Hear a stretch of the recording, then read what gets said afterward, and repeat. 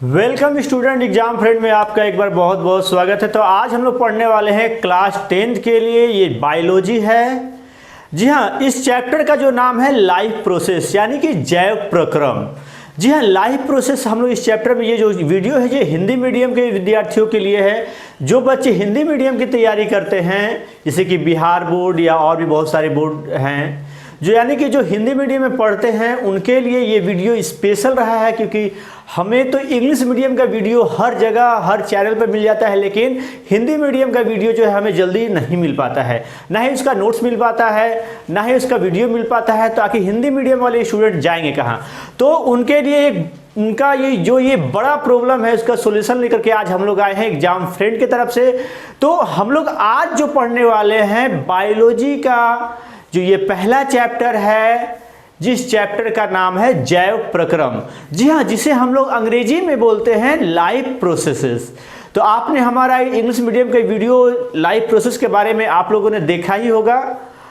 तो अगर आप लोगों ने वो वीडियो अगर नहीं देखा है, अगर आप इंग्लिश मीडियम का वीडियो चाहते हैं तो डिस्क्रिप्शन में इसका लिंक आपको मिल जाएगा, या फिर आप हमारे चैनल को ओपन कीजिएगा तो वहाँ पर भी आपको इंग्लिश मीडियम में लाइफ प्रोसेस का वीडियो आपको मिल जाएगा।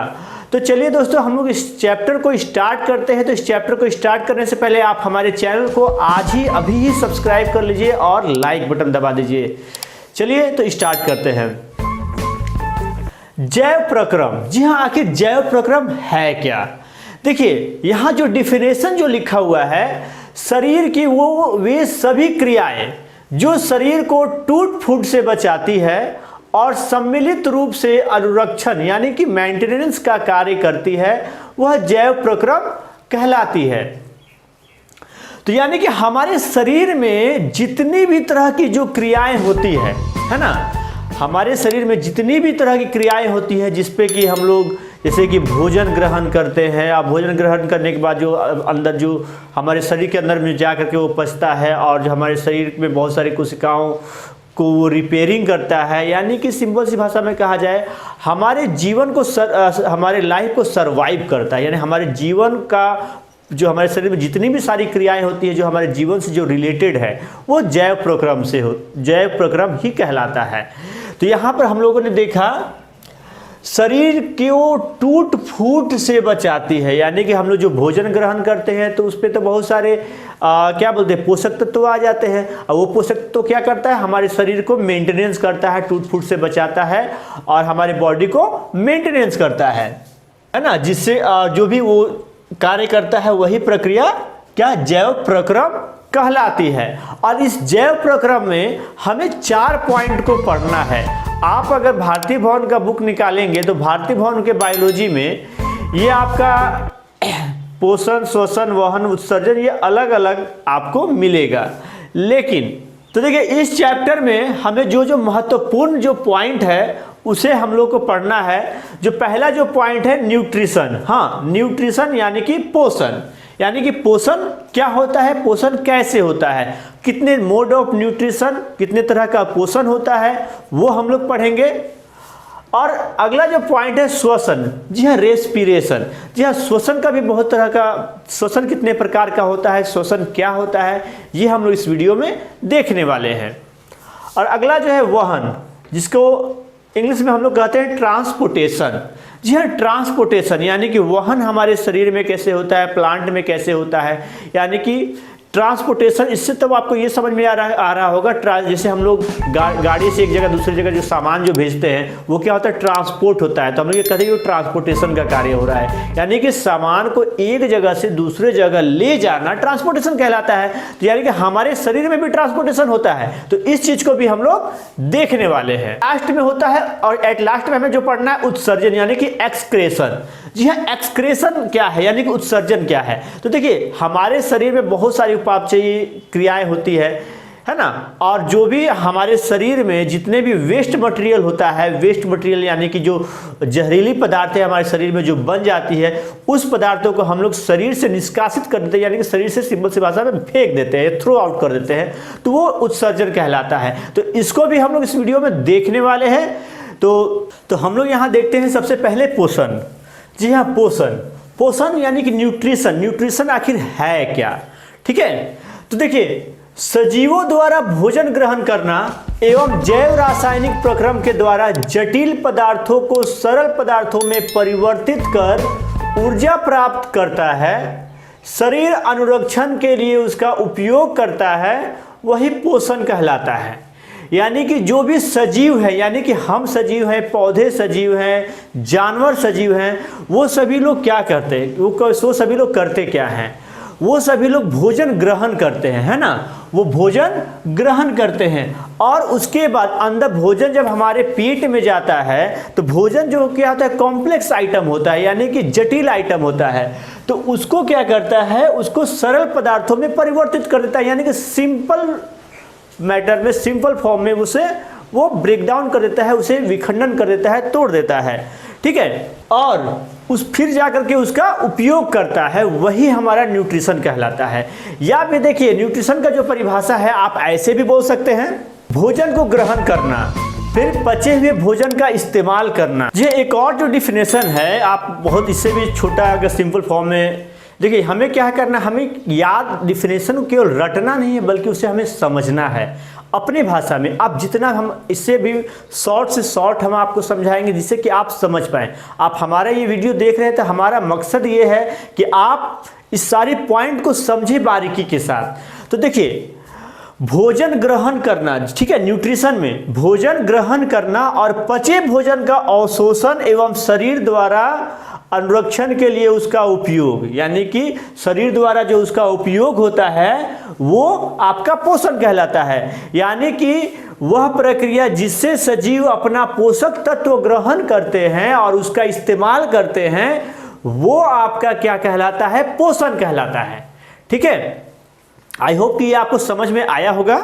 यहां पर हम लोगों ने समझा कि न्यूट्रिशन क्या होता है। फिर से एक बार इस डिफिनेशन को सुन लीजिए। सजीव जो भोजन ग्रहण करते हैं, भोजन के रूप में जो अपने पोषक तत्वों को ग्रहण करते हैं और साथ ही साथ उसका उपयोग करते हैं, वही पोषण कहलाता है। अब देखिए चलते हैं, नेक्स्ट जो पॉइंट है श्वसन। जी हाँ, रेस्पिरेशन। रेस्पिरेशन आखिर है क्या? देखिए, पोषण क्रम के दौरान, है ना, पोषण का जब काम होता है उसके दौरान ग्रहण की गई खाद्य सामग्री का उपयोग कोशिकाओं में होता है। तो यानी कि जो भी हम लोग फूड मटेरियल जो भी ग्रहण करते हैं, यानी कि न्यूट्रिशन से जो हम लोगों ने लिया, वो कहाँ, वो किसके, उसका इस्तेमाल कौन करता है? कोशिका करता है। ठीक है, जिससे विभिन्न जैव प्रक्रमों के लिए ऊर्जा प्राप्त होती है। यानी कि उसमें जो भी कोशिका जो उसका ग्रहण करता है, जिससे कि जितना भी सारा काम होता है, जो भी जो है लाइफ प्रोसेस का जितना भी सारा काम होता है, वो उसी चीज से होता है। ठीक है, जो भोजन ग्रहण करने के बाद जो कोशिका जो उसका उपयोग करते हैं, उससे ऊर्जा प्राप्त होता है और उसी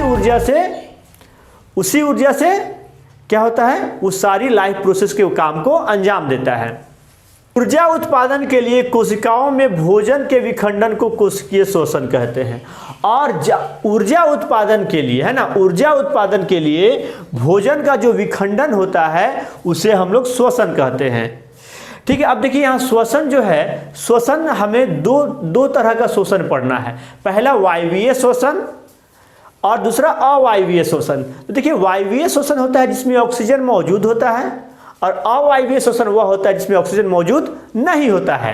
ठीक है, और ये श्वसन जो है, श्वसन का जो प्रक्रिया होता है दो तरह से होता है। एक जो होता है अंतः श्वसन और दूसरा होता है उच्च श्वसन। अब देखिए, अंतः श्वसन मतलब कि हवा को जो अंदर लेते हैं वो अंतः श्वसन हुआ, और उच्च श्वसन वो होता है जिससे कि हम लोग अंदर से जो वेस्ट मटेरियल, जो श्वास लेने के बाद जो वेस्ट मटेरियल जो कार्बन डाइऑक्साइड वगैरह जो बनता है, उसको हम लोग जो बाहर छोड़ते हैं वो उच्च श्वसन होता है। तो इसके बारे में हम लोग डिटेल से पढ़ेंगे अगले वीडियो में। तो अब हम लोग बढ़ते हैं आगे, जो 2 पॉइंट जो बचा हुआ है हमारा, वहन और उत्सर्जन की ओर। तो दोस्तों अब हम लोग पढ़ते हैं संवहन और या ट्रांसपोर्टेशन। संवहन को हम लोग वहन भी बोल सकते हैं। तो यह ट्रांसपोर्टेशन आखिर होता है कि ट्रांसपोर्टेशन का अर्थ ही होता है एक जगह से दूसरे जगह पहुंचाना, है ना। जैसे कि आप बहुत सारे ट्रांसपोर्ट देखते होंगे, जैसे ट्रक है, गाड़ी वगैरह से क्या सामान को एक जगह से दूसरी जगह पहुंचाया जाता है। बिल्कुल वैसा ही हमारे शरीर में होता है। एक जगह से जो हमारा फूड मटेरियल होता है, चाहे जो पचा हुआ जो भोजन होता है, वह एक जगह से दूसरी जगह जो पहुंचाने की जो प्रक्रिया होती है, वह वहन कहलाती है या संवहन कहलाती है। ठीक है, देखिए इसका जो डिफिनेशन हम एक बार फिर से देख लेते हैं। मनुष्य में भोजन, ऑक्सीजन व अन्य आवश्यक पदार्थों की निरंतर आपूर्ति करने वाला तंत्र संवहन तंत्र कहलाता है।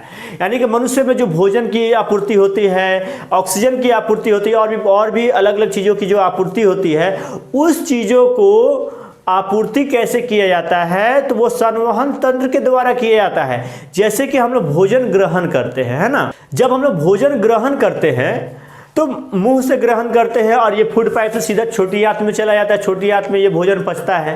ठीक है, तो ये जो गया मुंह से, जो हम लोग जो खाना हम लोगों ने पकाया उसको हाथ से उठा के जो मुंह में हम लोगों ने डाला और वो फूड पाइप से सीधा छोटी आंत में गया, तो वो प्रक्रिया संवहन हुआ।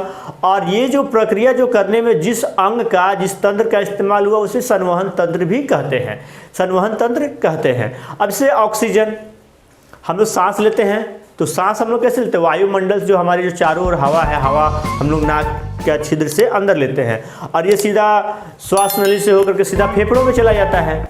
तो यह प्रक्रिया, जो जाने का जो प्रक्रिया हुआ, संवहन हुआ। और वही जो फेफड़ा से जो कार्बन डाइऑक्साइड जो बचता है, उसको हम लोग फिर उसी माध्यम से नाक के छिद्र से हम लोग छोड़ देते हैं, है ना।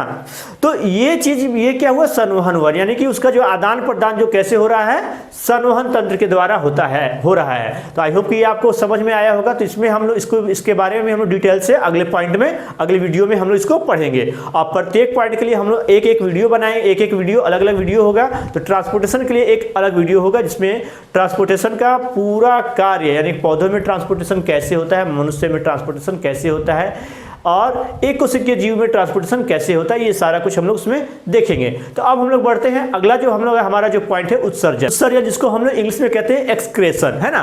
तो उत्सर्जन कैसे होता है, उत्सर्जन होता क्या है, तो इसका सबसे पहले हम लोग इसकी परिभाषा को देख लेते हैं। वह जैव प्रक्रम जिसमें जीवों में उपापचयी क्रियाओं में जनित हानिकारक नाइट्रोजन युक्त पदार्थों का निष्कासन होता है, उत्सर्जन कहलाता है।